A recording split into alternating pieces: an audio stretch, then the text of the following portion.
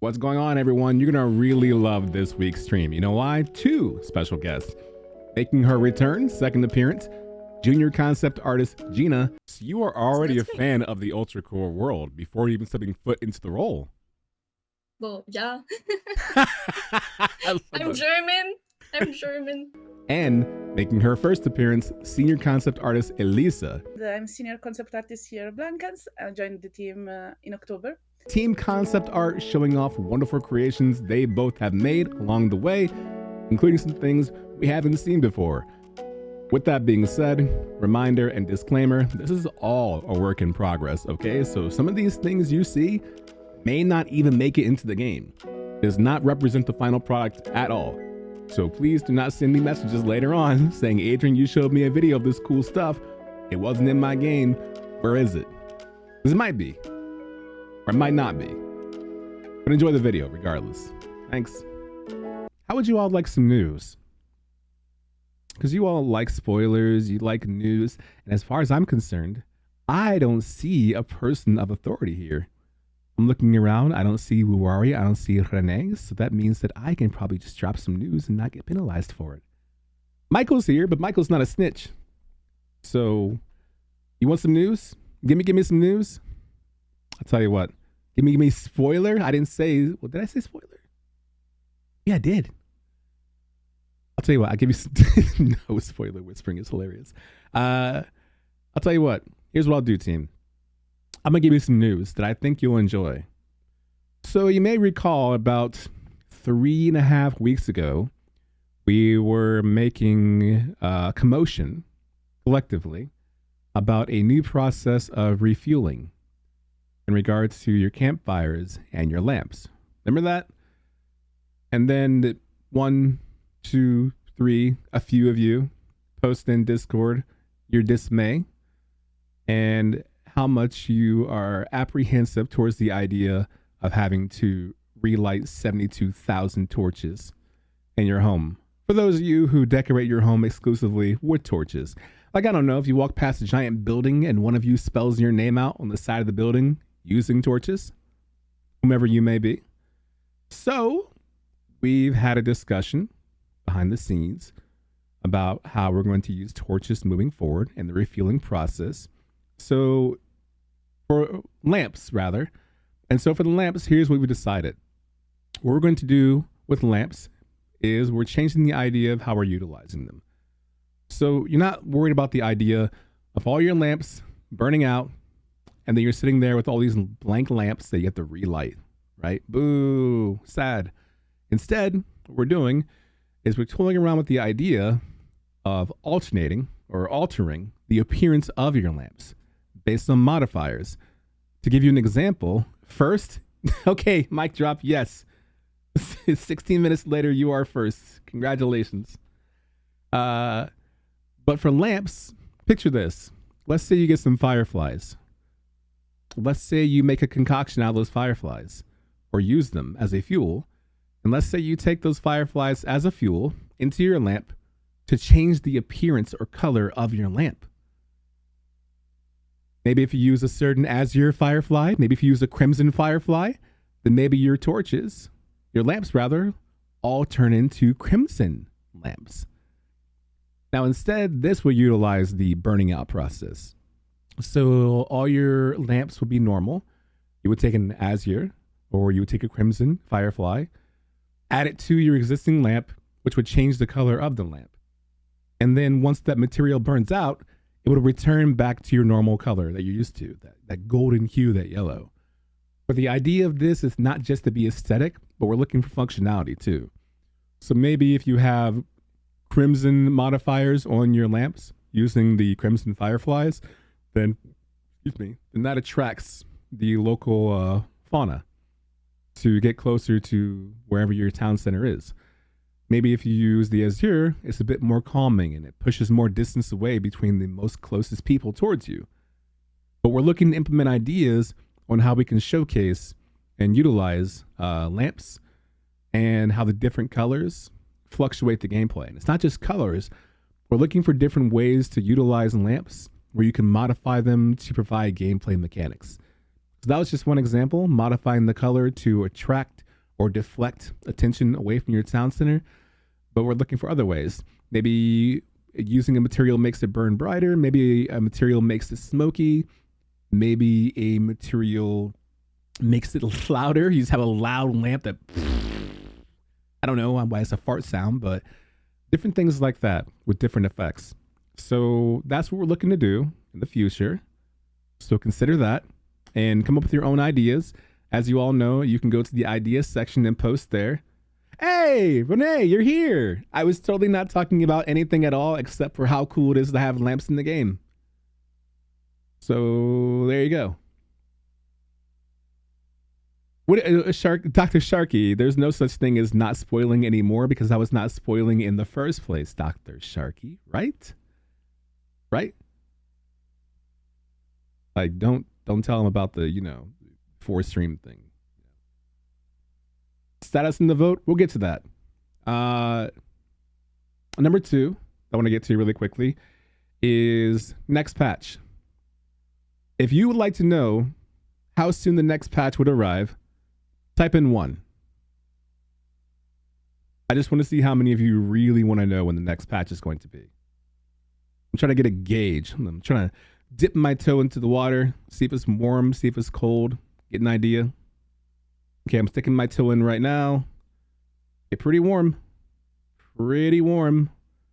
There's a 3. Okay, it's a little chilly. Not bad. More 1. Okay, cool. Because we have 1-3, I won't give you an exact date. Instead, I can tell you that next week, you can look forward to maybe a patch. And as you know, our patches are not minimal. This won't be like a point patch. It's like a 11.1 or an 11.2 or a 12.2 patch. This is like a brand new number patch, bringing brand new content, bringing a brand new guest as well. So next Thursday, you can look forward to having Exilius on the 1s and 2s with me to go over the patch and patch changes taking place right here in Coreborn. So please look forward to that next week. It's going to be some really cool stuff. I can't tell you too much about what's changing. I can just tell you there's a really, really, really, really, really big change coming. Very big change. And I can tell you one thing. We're introducing the idea of shelters. So no longer is it random to have cold or heat. There will be significance behind it. Even the idea of being wet and how long you're wet and how you initially get wet and how long you stay wet or if you do stay wet. And we're also adding some functionality in regards to furniture. Now, I won't tell you too much about that because that'll be a conversation that I have with Michael next week. But you can look forward to your furniture being very beneficial. So it's no longer just a decoration piece, but maybe furniture becomes a bit more important. And that's just one bullet point of the patch. That's not the focus of the patch. That's like bullet point 3 of the patch that you can look forward to.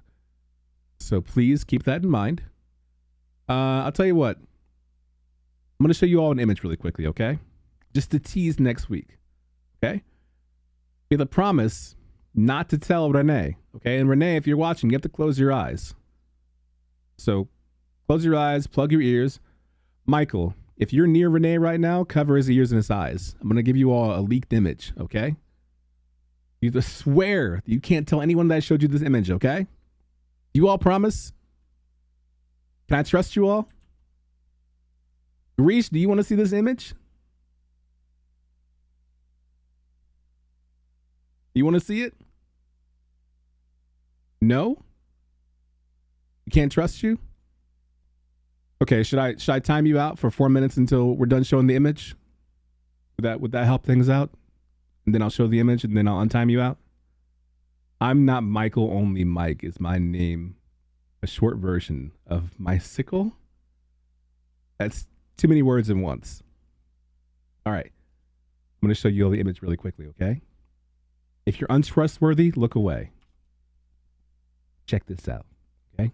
I'll leave it on the screen for like 5 seconds, okay? Inch, hello, you're just in time. It's leak time. Check that out. Wow. Ooh. Ah. You never saw that. You never saw that, okay? If anyone with authority asks you, did you see that? You say no. If you go in the Discord, you don't post it because it never existed, okay? It was a moment in time, it happened, and it's done. Grease, what are you doing? No. Delete it. Nope. Where's the picture you promised? Spata, I like your energy. I like your moxie. You know exactly how to play the game. Well done. I love that for you. Oh, hey, Renee. Nice of you to join us. Yeah, we're just talking about some stuff really quickly. Just talking about some Shelter and Give Me Shelter by the Rolling Stones. Good song. Oh, just a shot away. Is that how it goes? Yeah, that song. So that's what you can look forward to in the next week. That's the change being made with lamps based on your feedback. As far as the community stream goes, every other Monday. We just had one on Monday where we narrowed down your 3 ideas. As a reminder to those of you watching this or watching the VOD later on, we do a bi-weekly community stream. We just had one, which means the next one's going to be on March 11th. It's myself and Hauke, where we go over stuff and go over ideas that the Asia Pacific team works on specifically based on what you want. And so right now we have a poll up that you all can participate in, where you essentially just vote on what feature you want to see adapted the most. We had like 13 to choose from, and then the leads internally narrowed them down to 3, and now you're voting from those 3. So here's the form right there. There's the link to it.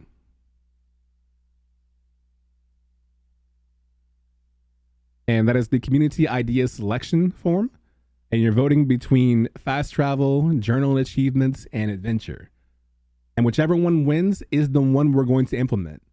So more than ever, your feedback really matters in terms of what it is you want to see in the game.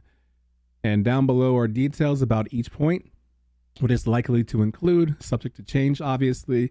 And of course, you can watch the VOD of the stream for full details on there. I also censored Hauke about 7 times. I did miss one. When you find it, do not point it out to me. I know which one it is. So, it's really funny though. Can we see the percent live of the vote? Great question. No.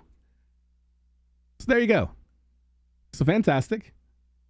And that's all the news, I think. So we're all caught up. We got lamps. We got leaks, but not leaks. We got patch coming next week. We have Michael coming next week. We have community notes news. We also have the recap of the stream. And yeah, I think that covers everything, right? What leaks? See, that's right. Yes. But you have until March 11th to vote on which one you want to see. Why not? Chicken butt. So this week's guest, we have 2 from Team Concept Art. And I hope you all are as excited as I am for them to join us on the stream and showcase all the great ideas that they've been a part of now and moving forward. So everyone, without further ado, I bring on our guests for this week, Gina and Elisa. Hello. Hello. Ta-da! Now you all Hope you can can monster hear clap. us. Yes, please, if you can hear them, just make sure you type in, yes, we can hear them. Because I can hear them, they can hear themselves, but I want to make sure all of you can hear them properly. Can we? Are we sure? Yeah, we can. I think so. Dr. Sharky, thank you so much. You're a scholar, literally. Well, make them louder compared to you. Oh, no. No. Great request, though. So thank you both for taking the time out of your schedules to be here. I know it's a bit later in the day for both of you, but thank you for taking time. Join me on the weekly Blankhans stream. We'll take a moment to introduce each of you. So you can just tell us your name, what you want to go by, what it is you do at Blankhans, how excited you are to be here, or if you're not excited to be here.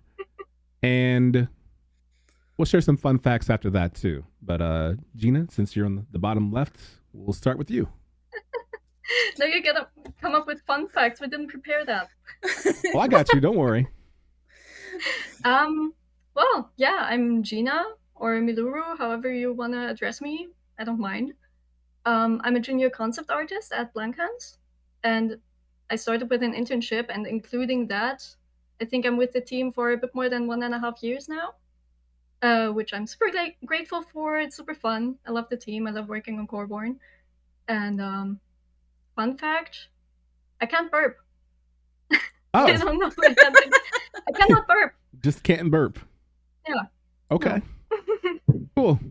Team can't burp. Yay! And lots of your clapping for that. Wonderful. Yeah, and excited to be here. So excited that I'm nervous again, but it's fine. Oh yeah, you'll ease right into this. Everyone, they're already typing your name over and over again. So welcome on it. Yeah, exactly. Type is real. So thank you very much for joining. Elisa, would you mind introducing yourself, please? Hey, hello. I'm Elisa, and you can call me Elisa. I don't have a nickname in particular. I have like too many over the years, so at a certain point, I just renounced to all of them. And I'm senior concept artist here at Blankhans. I joined the team in October. And yeah, I'm so excited to be here. I'm a bit nervous. And so happy that Gina is here with me. And fun fact. Fun fact. Mhm. Fun fact. Whoa. You see that poster over there?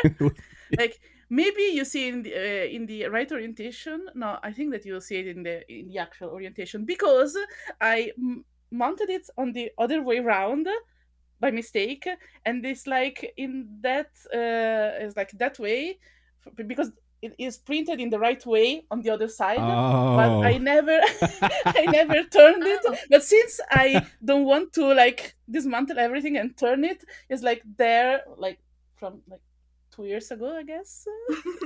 The Spider-Man? Love the It's just- chaos. It's just roaming around the house. One day. One day. Whenever appropriate. Looks great. Well, thank you both for introducing yourselves and saying all that good stuff right here. I will ask one question just to kind of like break the ice and get the feelings out there. And if you want, I'll start too. Because, of course, we're talking about Coreborn, but the reason that we work on Coreborn and do things with Coreborn is because we're a fan of video games. We all love video games, or we're doing a great job of pretending that we do. I love video games, so I'll ask both of you, what is your favorite video game of all time? And if you don't know what it is, at least something from your top 5. So for me personally, my favorite video game of all time is Shenmue, which is a game from the Sega Dreamcast, 1999. And when I first played it, it blew my mind. It was one of the first, before Grand Theft Auto 3 came out, it was an open world game. We could walk around and talk to different NPCs, go inside different shops.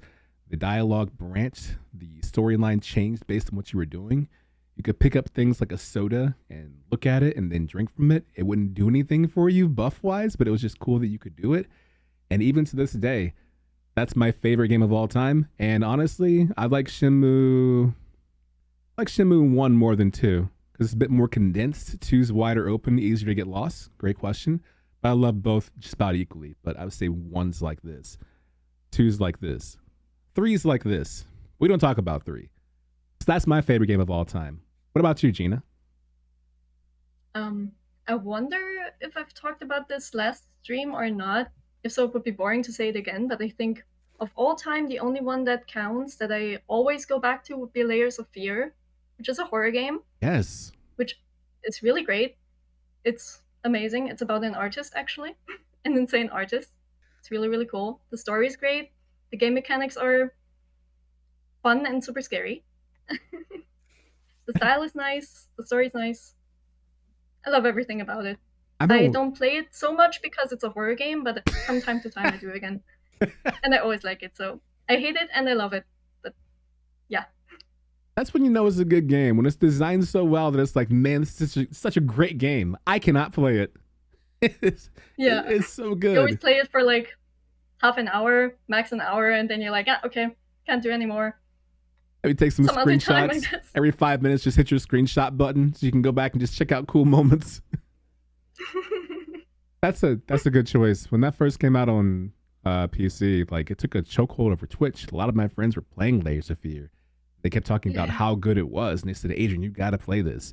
And no. So, Gina, you are much braver than me. This whole thing about being nervous, you shouldn't be, because you did the one thing I can't do. I can't play horror games. So, good on you. Nice. Thank you for being better than me. Oh, you can't either? Elisa, you can't either?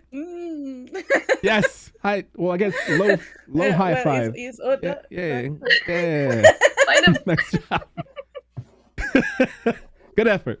But yeah, it's not like I play a lot of horror games on my own. Mostly I sit together with friends, and I become so scared that I let them play everything because I Smart. get too exhausted and scared. I'm like, I'm just gonna watch. It's fine. Smart. You were doing Twitch before Twitch was Twitch. Nicely done. Yeah. Elisa, With my friends. what about you? What's your favorite game of all time? So it's difficult because I have some like very strong favorites, but I think that if I have to pick one, is We Love Katamari. Like it's Yes. so random and so absurd. I could play it like forever. Our I little love it so prince. much. Yes, the Cosmos King. Like Yes. what he can say, like it's indescribable. Like The first time you play that game and you start thinking to yourself, can I really pick that up? Can I roll this ice cream stand into this cat and keep my ball going? And the game's like, yeah, you can roll whatever you want. yeah, I remember that once it took me by like completely by surprise. I had rolled my Katamari into a school, and the Cosmos King, since I rolled mainly children, it was like, this Katamari tastes like children. I was like, what's okay, whatever. Is It's that not so good without context. yeah. Someone's And gonna then watch that this became like that. School Planet. Okay, well, just so you know, when I clip this later on, I'm just gonna clip that section out of context. That's gonna be the highlight for the stream. Amazing. Was that the beginning of your art? Like, is that when you wanted to do video game art? You played Katamari and rolled up some kids, and you were like, you know what? I want to do game art. Well, it could be a good origin story. Not mine, but I wish it was. Oh, that's the question I should have asked, actually. What your origin stories were for both of you. Would you know what the answer is to that is if I asked both of you what was your game design or game art origin story? The thing that made you want to say, you know what? I want to draw this stuff. Yeah. You do? Okay. Well, Gina, you got the confidence. Let me hear it. It's pretty simple and really short. I've never thought about it until I was on a, job convention from high school. There was the School for Games where I did my education in Berlin. And I've never thought about, hey, you can actually also draw stuff for games. You don't have to go in animation or marketing for anything or whatever. I've just never thought about it. I was like, that's so simple. What the hell? And then I directly signed up for a first test class, like for a week. Okay. Yeah. Nice. Went pretty quick then. That is a quick origin story. Check that out. Yeah, that's why I said it's simple. Yeah, what Greece said, just draw, XD. That's it. Just draw. Yeah, exactly. That's all it was. I've been drawing before, like, of course, but I just never thought about games, and I don't know why. But yeah. Well, obviously it's working in the right direction, so nicely done. Elisa, what about you? Do you know your game art origin story? Well, mine is like a bit. It's not that straightforward because I think I tried a bit of everything in the meantime. So I started as a children book illustrator, and then I decided. Yes, actually, I did that for quite some time, and then I decided to specialize in concept art because I like illustration, but I like more, to think about how things like design and how things works. So I said, okay, that's for me. But also there I was a bit undecided, like what should I do? Should I do maybe animation, movies? Like when you're in school, maybe you're exploring different paths. So I started with animation, and I worked there for a year in a studio in Dublin. And then I was like, yeah, but you know what? I played like loads of games for all of my life. I really like how game work and how they basically keep you company along like a long period of time.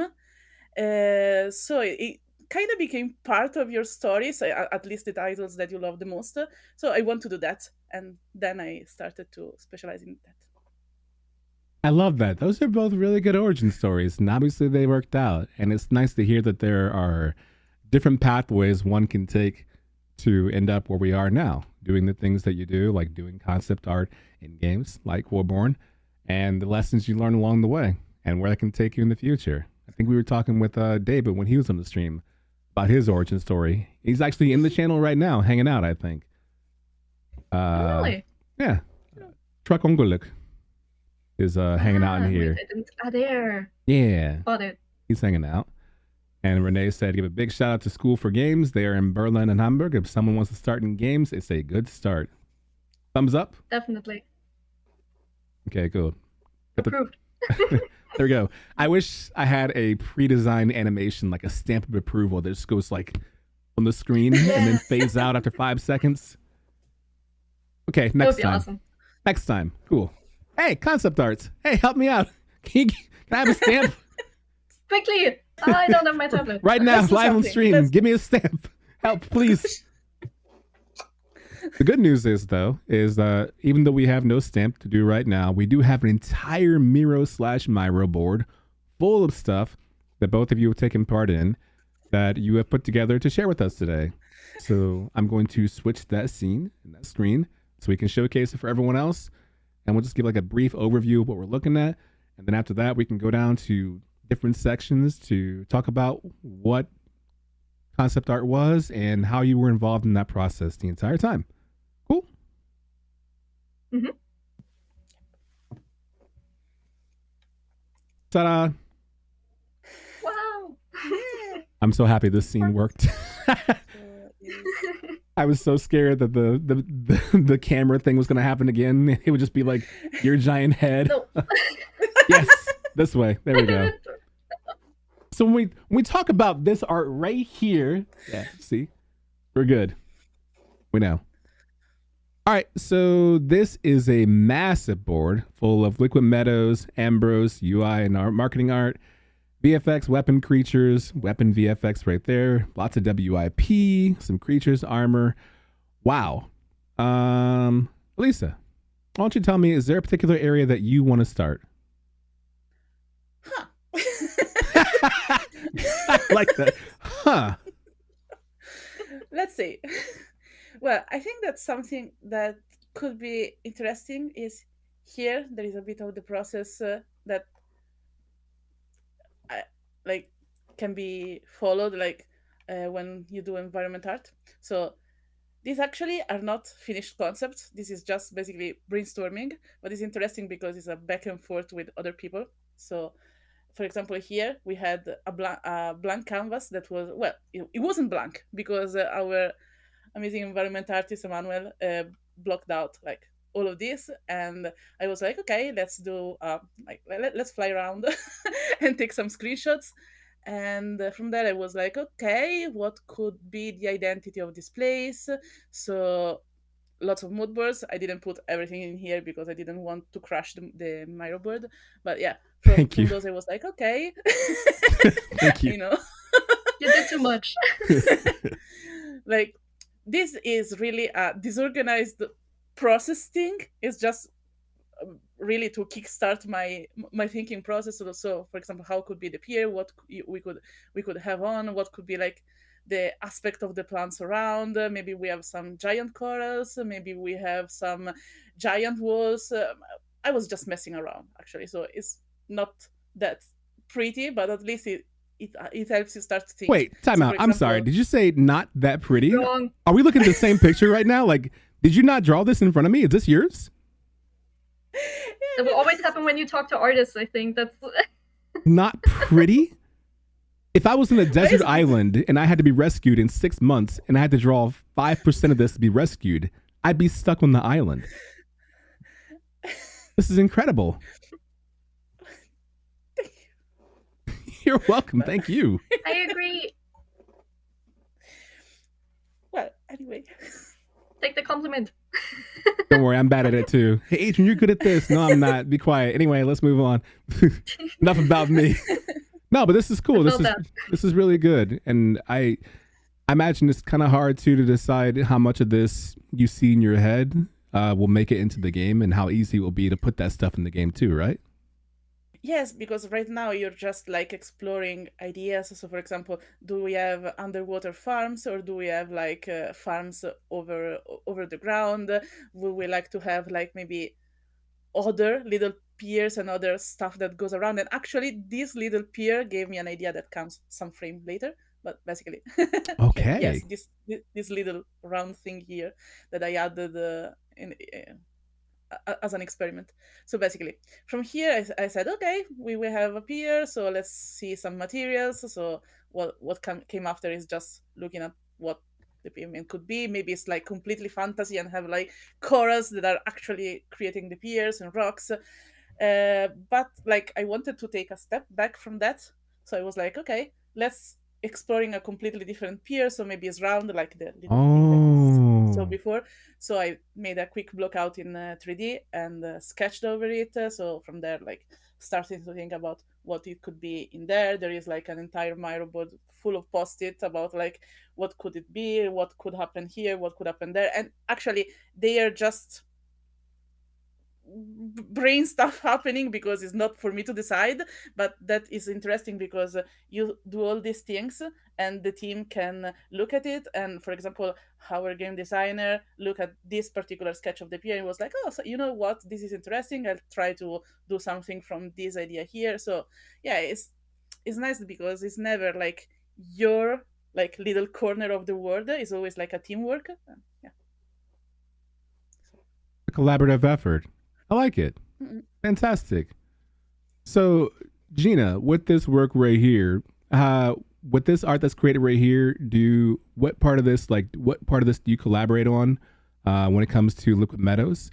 Whether it's this right here, the pier, or this opening portion right here, or another addition to it? You mean if I worked on something of that, Yeah. or Off this or Liquid Meadows in general in relation to it?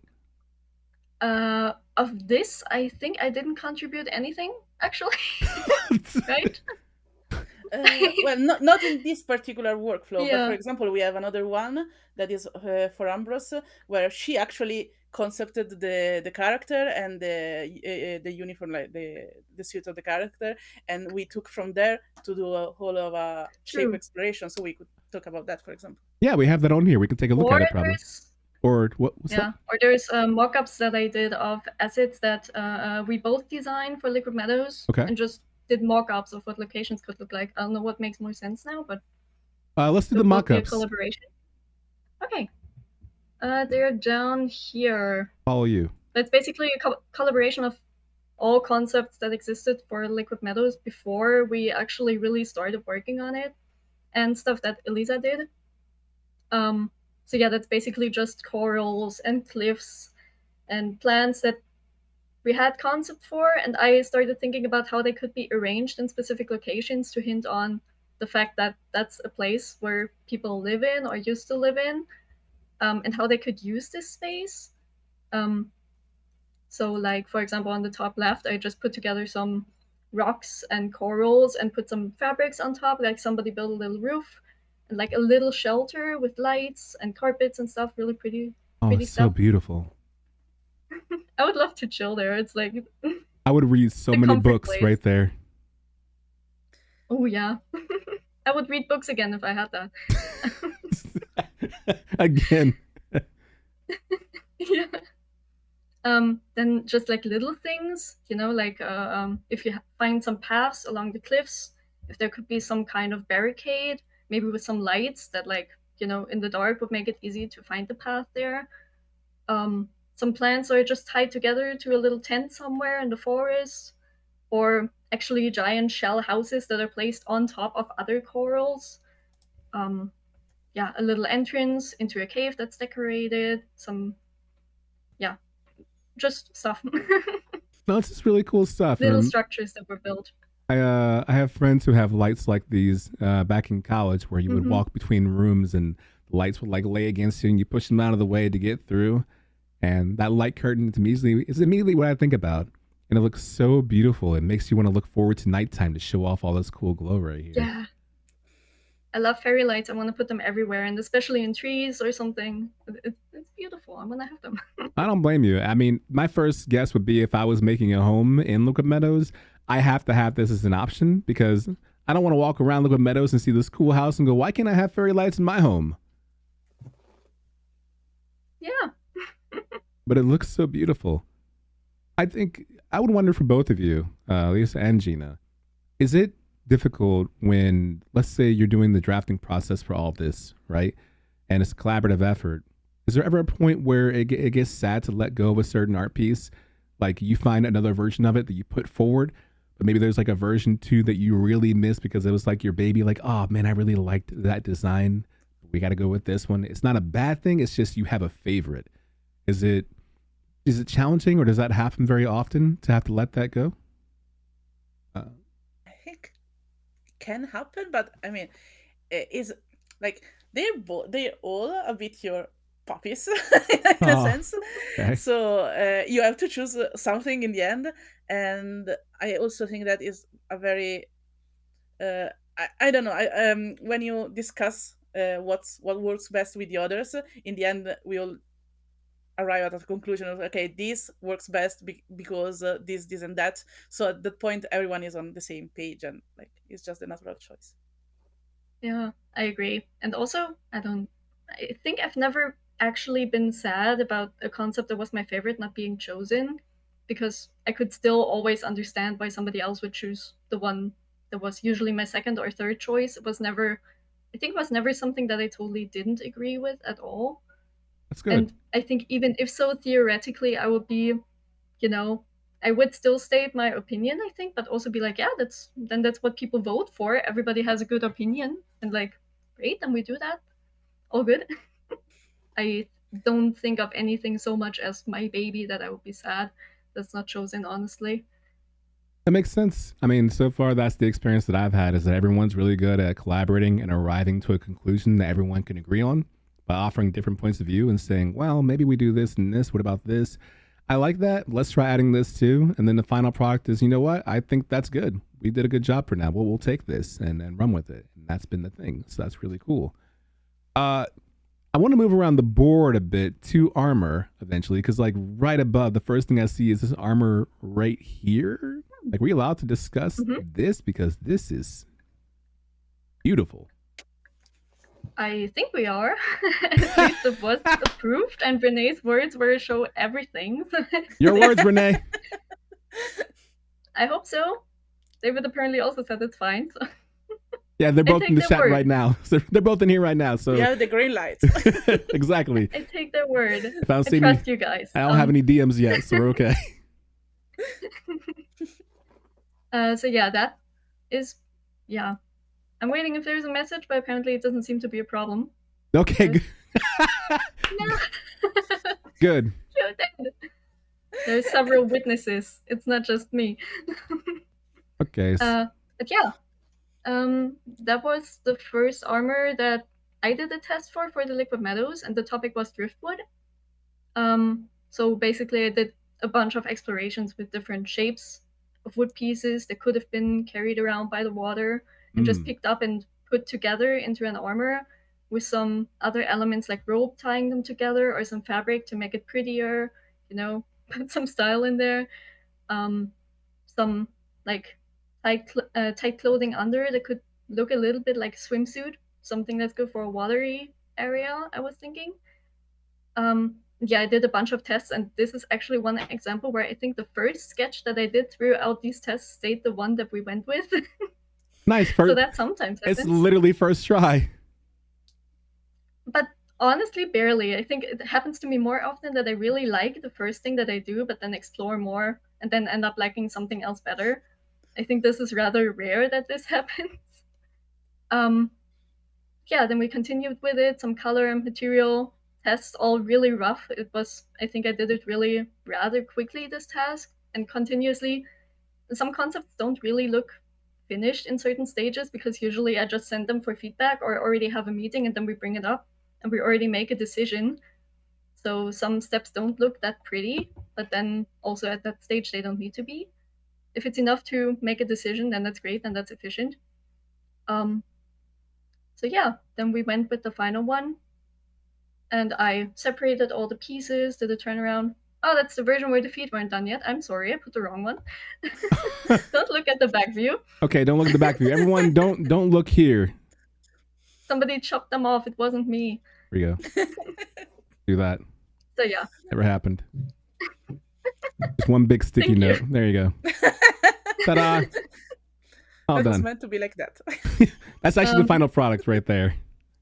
Yeah. That grease, exactly. It's a cape. That's the final product. Cape. Yes. Finally, superheroes. Yes. Woo! And yeah, I tried to do something, a little different style, of course, than Ambrose, giving a little association of water and everything, like with the color and texture of the cape also. And the wood looks different than it would look in Ambrose. I like that. And I'm happy you brought that up. That makes an excellent segue. It's something we've shown on stream before, but it's actually, I think, worth repeating and worth revisiting, is the idea of Ambrosian Armor for the Hedonists and how we're utilizing that from phase 1 to phase 2, right? What the current style is and the style that we're headed to. So we have the original styles down here that you accepted and worked on, which is the current Hedonist armor that we all know. The very first one that you go through with Nib the Jib, and he tells you to make your own and then gives you a pair like that. And then up here, as you all may have seen before, we have the ones that actually detail what one are you wearing. Are you wearing common? Are you wearing uncommon? Are you wearing rare? And that kind of point. So tell me again how we arrived at this point. Yes. So at a certain point, we decided that we wanted to unify the shape and language for the aesthetic language for the hedonist. So we had some meetings with your team. We put down everything in writing and in images that is the hedonist for the story, what kind of characters they are, what kind of inspiration we could have to draw from for building their identity.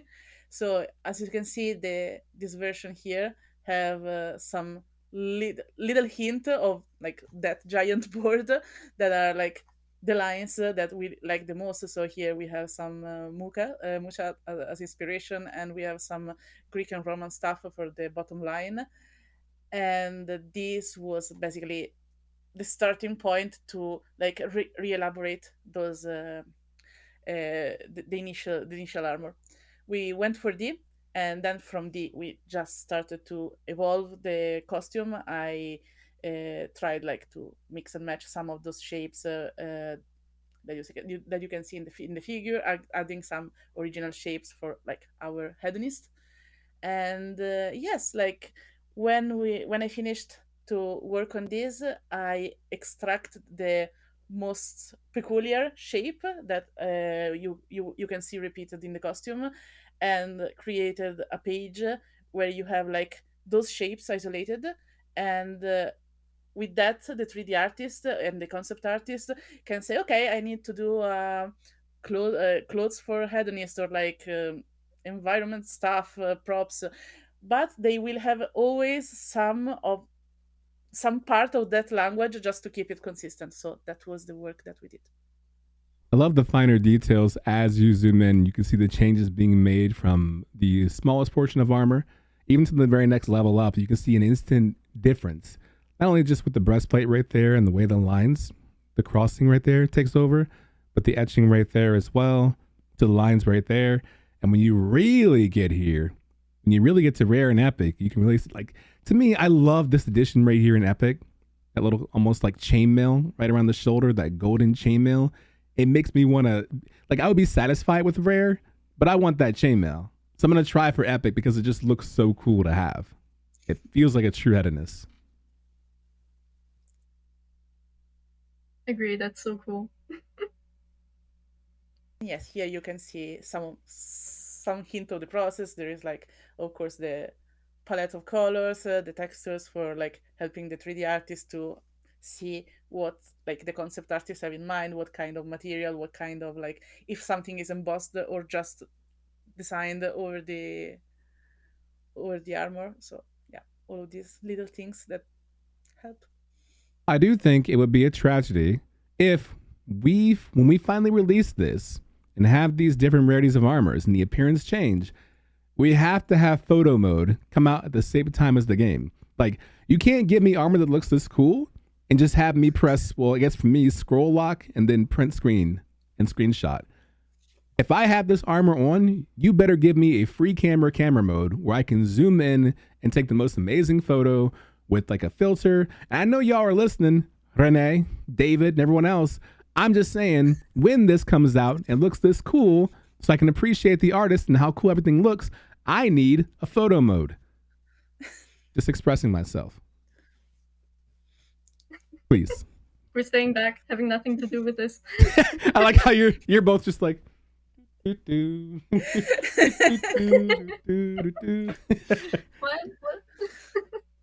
Renee, heard, denied. See, everyone, it's not just you. You pitch ideas and you don't get it done. I pitched mine right there, and well, we tried. So maybe next time. Sounds like you gotta learn how to do it. You know what? Maybe I will. Maybe I'll just be that stubborn and I'll learn how to implement photo mode. So what else do we have going on this board that we can showcase? Now that we have the Ambrosian Armor and we have that initial piece right there and the Liquid Meadows Armor for the Children of the Source. Let's see. We talked about armors. We can go on with weapons eventually. Yes, please. Yeah, true. Okay.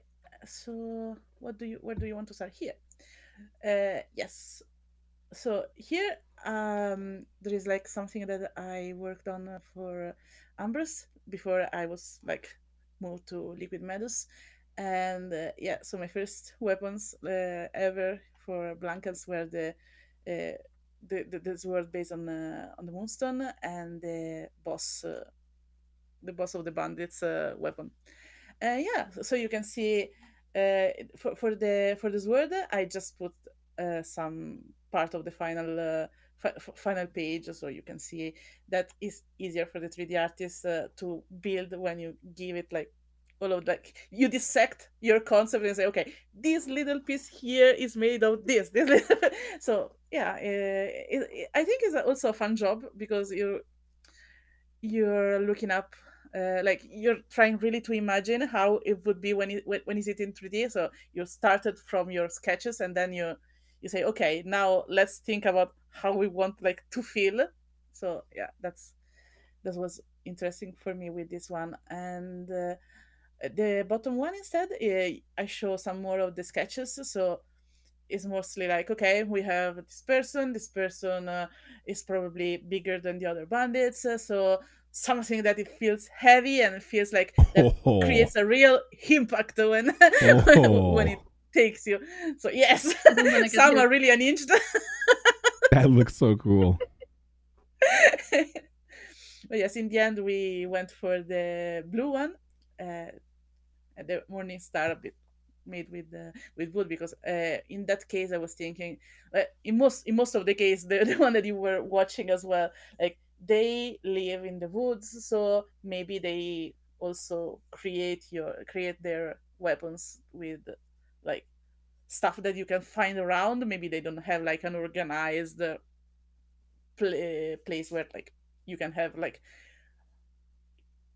very high-tech materials, so right. I wanted to go a bit for like in-between kind of approach. No, it's a good mindset to have, is that you're not just putting together a weapon that says, okay, this just looks cool, but rather, okay, if they're bandits and they're not really allowed to do all the things that we're allowed to do, how would they find their resources? How are they allocated? How would they take what they do have access to and make it into a weapon? And if they did, not everyone is wielding this. That's for the leader. That's for the one who's like, all right, I'm going to take care of us. Can I have that, Captain? No, you can have that instead. Well, like when Thor said, you can have the tiny one. I'm taking this one. And I love when you make the decision to list all the different materials, because I imagine that helps out everyone, like you said, not only the 3D artists when they're trying to get an idea of, okay, what does brass look like? But also keeping in mind things for the sound team, for Alex.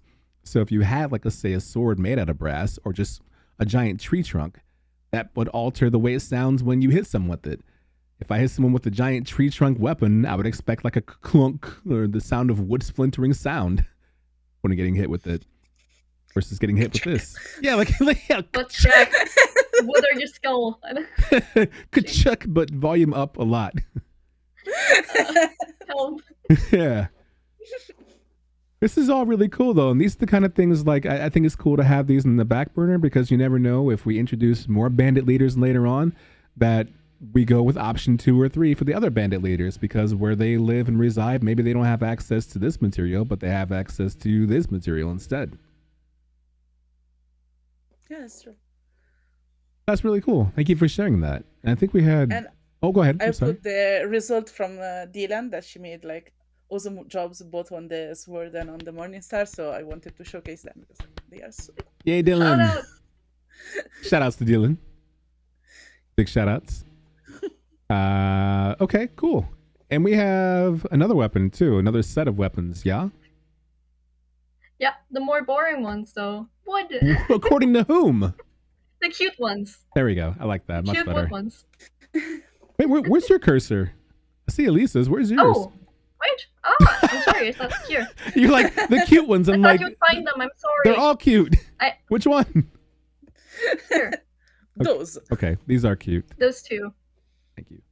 So yeah, there's on the bottom the twig sword, the very first you enter the world with. And for both of these swords, the darkwood and the twig, I did just a few variations. And depending on whether you find one that you like already or not, you could do more, but 4 in this case were enough. Just for the darkwood one, which is interesting, we decided to swap things around. So there is actually the crossguard of sword C and the rest of sword D. So it's like combined differently because it looked nicer. It was good feedback. And then there's a little rendering and different perspectives and all the separated elements so 3D could work with it. Especially for the crossguard, I tried to do sketches on the right because it seemed kind of complicated to me. I was figuring out how it would work in 3D. Oh, yeah. Struggling a little, but I think, apparently it was clear enough. In the future, for things like that, it would be great for me to do block outs. I also looked into Blender again to learn that stuff again, to use it more because I think that would be great. Also, this is an older concept, not nice material references on it as on Elisa's concept. These are things I'm improving on and stuff that I'm learning during my time at Blankhans, as that's my first job. And yeah, that's really, really cool. And then on the right, there are icons, like everything needs little icons. So all the weapon parts and the complete weapon. Oh, yeah, weapon assembly, for sure. I was going to say, I really love the idea of 5 leap shapes. And that's the kind of thing that I think is so cool when it happens in games, when you actually can see that. Because oftentimes when you just take your sword out, put it away, swing it, how many times do you take a chance to look at the finer details of your weapon, to really look at it and go, oh, wait, I didn't even notice this thing on here was this and this and this. So it's cool to see the concept really art. Cool. That is really cool. Yeah, it's always nice to have a playtest and see something new that you did in game. That's always really nice. It's super fun. Daggers. My guest refused to comment on daggers, Dr. Sharky. Good try, though. I love that. There's a lot of blood on the weapon to the left. Who was this tested on? Oh, and the one above for the bandits? The bloodied weapon? Yeah, they didn't make it. I imagine that might have been why. It was tomato juice. Yeah. The bandits of Ambrose, actually, I heard, love tomatoes and tomato juice. So that tracks. Yes. Clang. I would love a weapon that makes a clang sound. I would love to get defeated by a bandit where the last sound I heard before KO was clang. It'd be hilarious. I would lose every time. But you lose all the time anyway. Life goal. Yeah, I keep my list down here so I'm never disappointed, I can always exceed it. Great concept. Love this stuff too. What else we have over here? Oh, this right here. This is cool to me. The VFX. This little globe right here. For those of you who are part of the season of Frostfall. Yes, this was actually a very, very quick job, but we wanted to add some VFX for Christmas, and we discussed some ideas. So I thought about having this not the shield, but like the walls around your town as what's the name again? Of those balls with snowballs. Yes, it makes Yeah, sense. snowballs. Balls of snow. Right? So I explored some different ideas. I would have loved to do like to be able to do like the complete snowball, but of course we have expansion, so it's not possible. But we settled for like having crystals flowing around the borders, and it was so pretty, and it was like amazing. So yeah, I was a surprised by fun one how to do. fast this happened. Like the very first moment we started discussing it and how cool of an idea it could be, to the deadline of when the event was going to happen, and then actually seeing it in progress the entire time, I thought we're actually going to make this on time that quickly. And then the final product, it looks, at the same time, it looks like it belongs in Ambrose right now, but it also looks out of place in a good way. That it's cool to just walk past the town and out of nowhere you just see a blue border, which is striking at first, like a blue border, what? And you walk inside and it's snowing. To me, that's one of the coolest things in the game right now, because you build so many things that are within this scope of living in Ambrose, and out of nowhere there's this little fun thing that doesn't take itself as seriously as the rest of the game. Just a fun little thing to do. Like, yeah, I know it's dusty outside right here. There's a dust storm going on. I shouldn't have built my house over here, but it's also snowing. Surprise! That's so cool to me. That makes the game, like, that's just a really fun thing to do, I think. So kudos on building that. That was my never-ending notes. Big note taker. Yes. Earlier, Uwari said that someone, I won't say who out of the two of you, but someone likes putting kitty cats and sneaking them into their photos and drafts.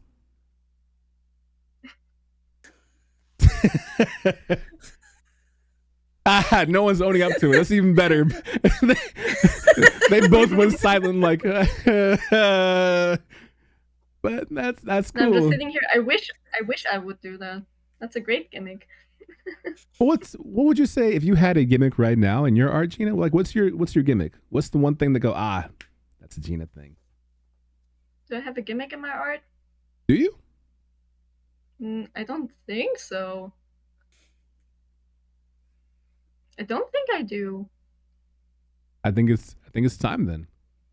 We need a gimmick. Yeah, it is. I need to hide something everywhere. In every texture, there's a little symbol hidden. I gotta do that. Yeah. And then it's your task to find it. I'm gonna tell you in a few weeks or something. Hey, I have a gimmick. Find it. Okay.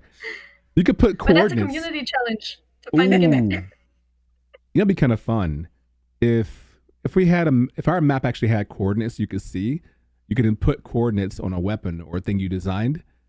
You have to like really like look at it and zoom in, and you find the coordinates and then go there, and there's a surprise waiting for you. That would be really cool. Yeah. Or it's just scratched into a tree somewhere. Yes. You find the notes. Yes. That would be so cool. Little treasure hunt. That would be neat. I like that. I see some really cool looking creatures over here. Can we talk about that? Let's talk about that. So, let me go. No, I don't have the control. I don't have the control. Apart from that. So, here I started like exploring something that could be a creature, but also food for Liquid Meadows. So you never know what it could be, what it would be, and yes. So a hat you can eat. Yes. Yeah. Back again. So yes, for the jellyfish, as you can see, it was a combined like there is a mix of ideas. I was like also exploring the early stages of the area. So I was saying, okay, we can have this kind of glowing jellyfish that actually exists. We have we found this beautiful picture, but like let's see how it would be like a jellyfish in Liquid Meadows. So try different shapes, different sketches, and the most liked was this bubbly round one. And at the same time you can see like some exploration of the beach where the jellyfish go like on the shore and they like nest in those puddles, and maybe they can be like bright at night, so you have all this like coastline with like the glowing jellyfish. Again, just an idea. I don't make promise, but like Work in progress, everyone. Not finalized. Keep that in mind. Exactly. And another idea is the one with the frog salamander on the right. And I was thinking, okay, maybe we can have like tall grass and in the swamps, like some tall kind of reeds, and among the reeds you can find nests of eggs, and yeah, that could be a source of food. Like, Yes. I don't know why Oh you my said gosh. it like that. Like, oh my god, the suspense. And the one on the right is actually one fun collaboration that I had recently with our game designer. And so basically, he told me about this dream of him. Of his about this creature that felt like a frog with like some grass growing on top, and I was like, no, this is wonderful, we need to do it. So I started sketching it, and he looked at the sketches and oh, you know what we could do like that. When he's roaming around, he moves in a certain way. So yeah, I mean, it was a back and forth, and this was really fun. Also, I really love the toad. Like so. this sketch of this person just being devastated by this AoE attack. Actually, fun fact: in the very beginning, there was a whole little comic of the little man crying, like saying goodbye, cruel world, or something like that. But it's not there anymore. There is only one person in the entire company that has the original version. Yes. So yeah, and the other one was like just thinking about something maybe completely different. So instead of having an animals, having like vegetables or like flowers and plants that actually become creatures. So that was this sort of exploration, or maybe something that implements new mechanics, something that can stay in the sand. And again, it's just an initial round of sketches and ideas. This, but yeah, it's part of the fun of the project. You're there and like just brainstorming ideas and look at those with the others. I need a world boss sized version of one of these. If there's one version of these that's this size, I need one big size. The kind that you think to yourself, there's no way. If these things are the point where you don't know if they're actually the sleeping toad or not until they turn around or you hit the rock and you go, oh, okay, I'm fighting this. There needs to be a giant mountainside that in no way looks like a mob, even if you walk across it, until one day you take your sword or your spear, whatever, and just hit the mountain. And then Alex can design a music that just starts playing like a little doon, doon, doon, doon, doon, doon. The mountain rises up. Roar. I'm talking like 2 hits and then you're KO'd. That's it. Y'all want hard fights? We need one of these, like massive size. I want to see complaints on the Discord saying, I can't beat this thing. Like that kind. Need to team up? Yes. Well, you see the little head on his... The little head is next to it, so it's a size comparison. Yeah, the size comparison right there. Like, yes, if there's one this size, then there needs to be one this size, and there needs to be one this size. Yeah, like said some cute name though, like Tiffy or something. Yeah. Oh my gosh. Yes. The big boss always has the unassuming name. The screen just says Lily, and you're like, Lily, and then 2 hits. I like Lily. Okay, cool. Lily it is. Perfect. Let's see, collaboration. That was easy. That's how it gets done. Just like that. Gina, what would you say out of this entire Miro board full of stuff? What is the one thing that you look at and you go, oh, I can't wait. I can't wait for this because I love the way this looks. There's a lot, but still the little thing, the jellyfish, the glowing jellyfish, and I want to have it as a plush or anything. I love it so much. It's so pretty. Or a lamp. I don't know. Imagine you have this as a lamp, also in game. Maybe that would be. It looks so cute and squishy and glowy. I love it. It's beautiful. Cute and squishy. The little thing. I don't know why. No, I agree. It is beautiful. Yeah, Karai Seraph, you're right. A hat. Make a great hat. Yeah. Oh, Yeah. a hat that glows at night. Oh, yeah. That way, instead of using your lantern, you can just put on your jellyfish hat. But the trade-off is your jellyfish hat gives you a nighttime lamp instead of holding your lantern, but you take damage over time from the jellyfish stings. Oh, right. Okay, that's interesting. So you gotta carry a bandage with you to keep that lantern lit so you don't pass out from the pain. Fun. That's the lore. I love you so much, but you're so painful. I gotta keep drinking these bandages. And yes, that's the lore. You drink the bandages. You don't apply them. Sharkiti said, if you come to Gamescom, I crochet one for you. What? She would too. I believe it. Nice. I wanted to learn how to crochet, actually. I looked up stuff. I was thinking about it. I imagine that in crochet would be so cute. Agreed. So cute. What's I don't know yet if I will go. What's happening right here? These children of the source weapons, which, by the way, I imagine are work in progress, of course. Yes, of course. So basically, this was the first thing that I explored in for Liquid Meadows, and they are all themed. Like I have. I tried like a couple of different things. So we have spears and tridents, and here you can see the swords as well. But we want to try also something new. So oh my god, I love this. Sorry, I'm just distracted by this right here. Yeah, exactly. Yes, that is from the series inspired from Waterfalls. And yeah, I mean, so the other one on top are the new kind of weapons that I was exploring, and I tried a different process for this one. So I started from the front sketch, and then from that I think that I put it like in the bottom line. If you go on the one that is not bottom line. Oh, yes, all on the left. No, okay, in the screen seems right. Left is there. Okay, I follow your cursor. Where's you point to where it is with your cursor, and I'll go there. That makes sense. Yes. I can help. Yes. So I'll follow you.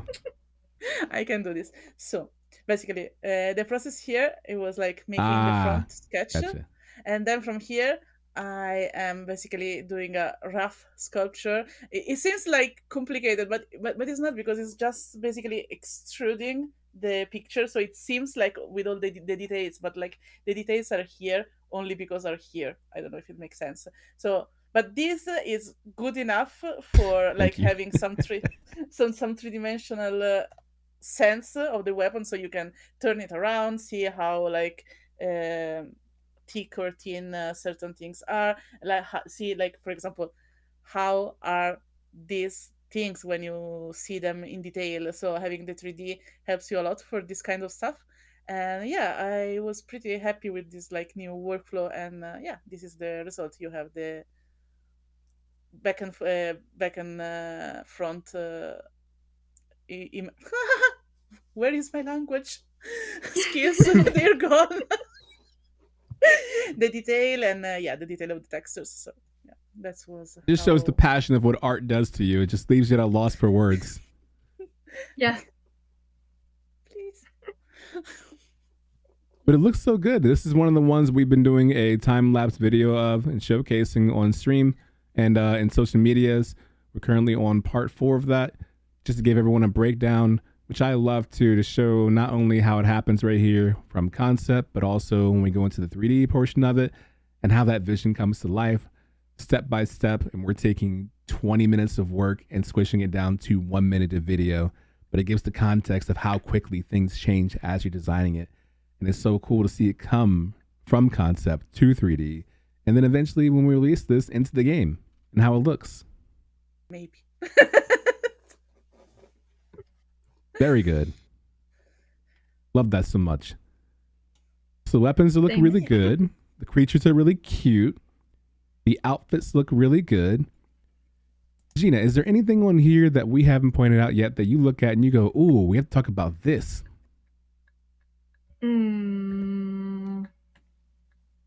Well, there's some environment stuff that we only briefly went over. Okay. That's the waterfall effect that Elisa did, and there are some creatures that I worked on. Let me see those creatures real Other quick. than that, I think we're pretty good. Then that would be about here. Okay. Yeah, so that was a first round of exploration of creatures for the Liquid Meadows, where basically everybody in the team was given a task to explore for some Liquid Meadows creatures to have everybody's influence in there, which was really cool. And basically we all started with some thumbnail sketches. Of course, they all look different. This was my little humble sheet. It's just a bunch of sketches of different things that we then went over in a meeting or via message. I'm sorry, just like earlier, did you say humble sheet? Yes. This is humble? Hey, man, thumbnails of other people already look so much prettier with oh my shading gosh, and artists are the worst. and textures and beautiful. But artists are the worst. This is not humble. I'm sitting here and like, ooh, this is so good.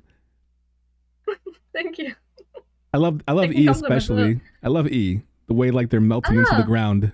Little mouth. I have continued it, but I didn't put it on here because it seemed to not be amongst the general favorites. I love E. That's just me. It exists. It's a little creep. Was basically my thinking. A little creep. Okay. Okay, so you all are here first. Adrian's favorite is the creep. Thanks. Yeah, but a cute one. Still, you want to pick it up, but you go like, are you cute? I don't know. You're kind of cute. I just still want to pick it up somehow. That was... beautiful. Then over here? Yeah. What I continued with, then here is like a bird out of aqua, basically, which lives in a shell, and the water like extracts from that shell and shapes into a bird. And it can also, as you see down here in the post sketches, like when it flies, for example, the legs could like merge with the rest of the body again, so the legs disappear while flying, kind of like the wheels of a plane. That's a good idea. Or when it gets scared and there are predators around or something, it just quickly hides in the shell, and the shell drops down on the ground, and there's just a little puddle and a little splash. So that's what I imagine for this bird. If you approach this bird and it doesn't go in your shell, it doesn't see you as a threat. So maybe if you're wearing uncommon or common armor and you approach it, it's like, oh, I'm not worried about you. Maybe. If you approach an epic or rare armor, it's like, oh no. Yeah, that's a sound bite that plays too. Ah. Yeah, exactly. Already VFX. Alex, please. Yes. Alex, you know what you have to do. Ah. No, this is really cool. This is a good idea. I like it. Reminds me of a seahorse, upright seahorse. Ah, yeah. I don't know if you were going for that, but very nice. Pick up to the next one. Ooh. Actually, if you go to the first sketches again on the top left, on the sketch sheet, the A, that was the first idea, was actually a seahorse horse. It was the idea in my head, a seahorse horse. That'd be a great name too, seahorse horse. Yeah, exactly. Which I think though, like, it's a pretty typical idea, which Kay actually pointed out, and she was like, she loves it, but could we make it more interesting? And she was going for more of a hippo look. So I tried that, and it actually took a lot of struggle and exploration, and I think it's still at a point where we're not 100% happy with it, so we'll probably get a rework if it would, if we would want to pursue that further, that idea. Nothing's promised. I love that it has a nap state. Yeah. I was actually, for these, I just really reference pictures of actual animals, so I looked at hippos, what they do. Took some poses and like translated them into the anatomy of this creature as well as it could. So yeah. Some chasing, some drinking, some napping, what creatures do. And also like how the body stretches. I imagine that when it runs or when it sleeps, the tail could like roll up or open. No, I genuinely love the thought process in this kind of stuff, thinking about things like the stretch happening while running and screaming, or running and screaming. Yeah, probably both.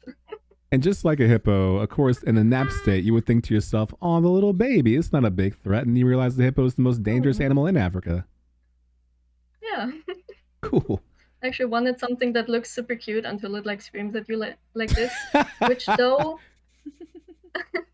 maybe if we would continue with this, it might become a bit more intimidating generally. But we'll see. We'll see if it makes it or not. Michael, what a great idea. Seahorse, horse armor coming soon.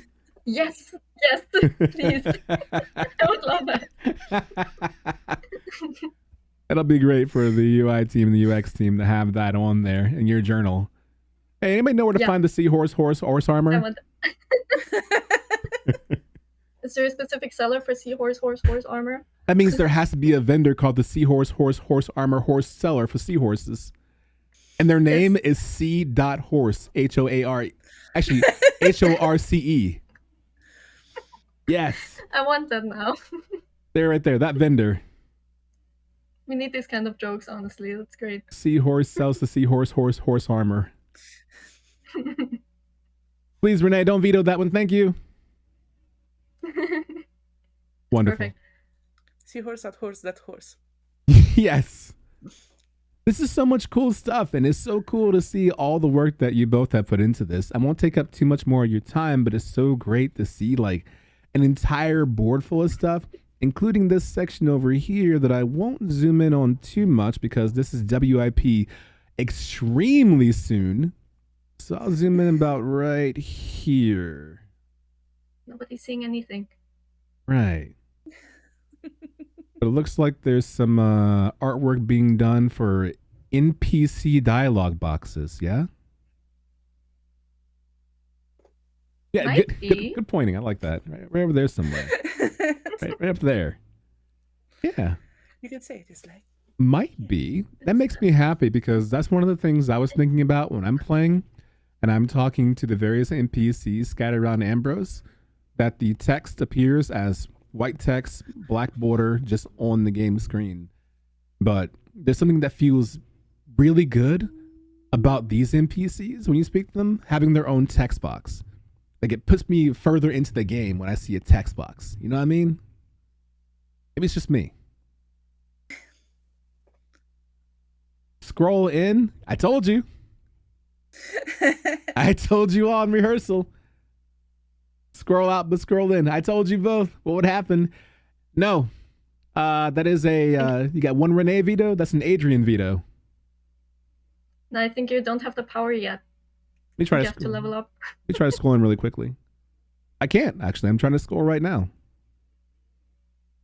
I'm sorry, everyone. I'm moving my mouse scroll right now. I'm pressing the plus button and it's not zooming in. I'm so sorry. Yeah, it would be mean to be disappointed in you. You're doing your best. You're really mean. I know. I really am trying my best. I'm so sorry. I'll tell you what. I will zoom in on this for all of you, stream, 7 days from now. Next Thursday, when Exilius, aka Michael, is here, I will zoom in all you want. Let's put it that way. Perfect. Awesome. This is a great showcase. I love seeing all this. That was great. Well, thank you both for showing off the Miro/Myro/ what everyone calls it, their own version board. It was great to see all this artwork and to see how it comes from here, that on paper, and just being like, yeah, I only had like 2 minutes and 15 seconds to draw this masterpiece, so I'm not satisfied with it, but I guess it'll do.